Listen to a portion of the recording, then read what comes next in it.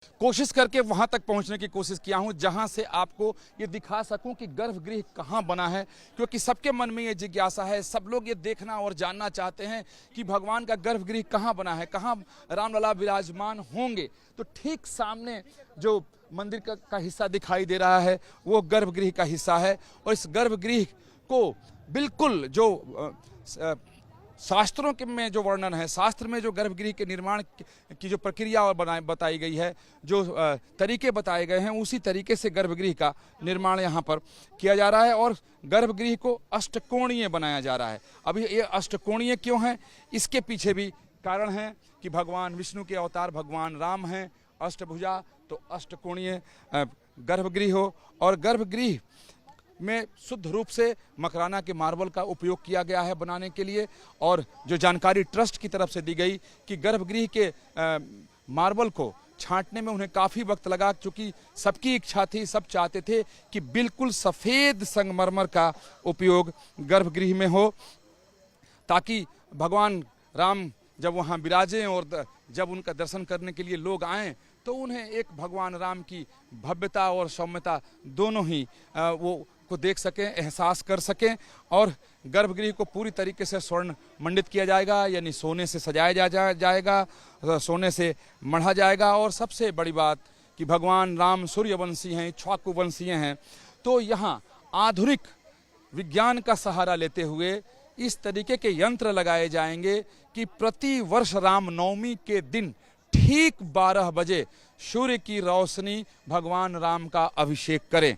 यानी इस तरीके के यंत्र लगाए गए हैं आईआईटी के इंजीनियरों के द्वारा रिसर्च करके कि प्रति वर्ष रामनवमी के दिन ठीक 12 बजे सूर्य की किरण भगवान राम के ललाट पर पड़ेगी, माथे पर पड़ेगी। यानी खुद भगवान सूर्य अपने कुल के मर्यादा पुरुषोत्तम श्री राम का अपनी रोशनी से अभिषेक करेंगे। तो यहाँ पर बिल्कुल आधुनिक तकनीकी को भी इस मंदिर में अपनाया गया है। और ठीक सामने गर्भगृह का निर्माण पूर्ण हो चुका है, क्योंकि निर्माण कार्य चल रहा है, दूसरे हिस्से में चल रहा है। और चूँकि कुछ काफ़ी दूरी है, चूँकि जो परकोटा है उसके भी बाहर हैं, उसके अंदर नहीं जा सकते, नहीं तो वहाँ से दिखाने की कोशिश करते कि गर्भगृह पूर्ण रूप से बन गया है। अब जो जानकारी दी गई है, जो राम जन्मभूमि तीर्थ क्षेत्र ट्रस्ट के महासचिव हैं चंपत राय, कि अब वहाँ पर फिनिशिंग का काम, पॉलिशिंग का काम चल रहा है। जो चीज़ें 22 जनवरी के पहले पूरी कर लेनी है, इसलिए वहाँ किसी को जाने नहीं दिया जा रहा है।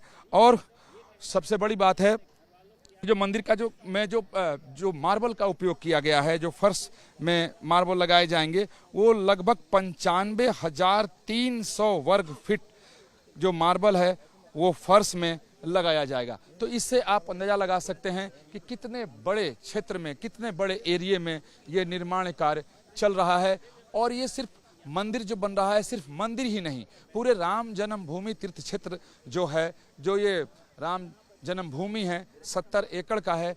तो जो मंदिर के बाद यहाँ जब तीर्थयात्री आएँ, दर्शनार्थी आएँ, तो उनको तकलीफ ना हो, उसकी पूरी व्यवस्था भी की गई है कि अगर कोई दिव्यांग आता है, कोई बुजुर्ग आता है जो चल नहीं सकता, व्हील चेयर पर है, तो वो भगवान राम का दर्शन कैसे करे। तो भगवान राम के 5 साल के बाल रूप की जो प्रतिमा है, विग्रह है, वो यहाँ स्थापित की जाएगी, जिसकी ऊंचाई 51 इंच की होगी।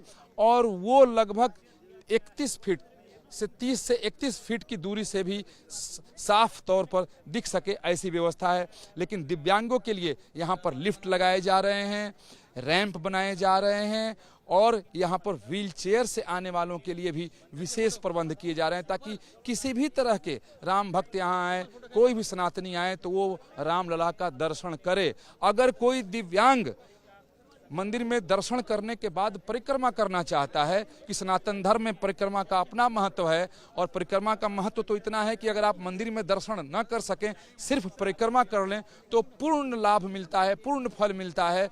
तो उस परिक्रमा पथ को परकोटे पर बनाया गया है।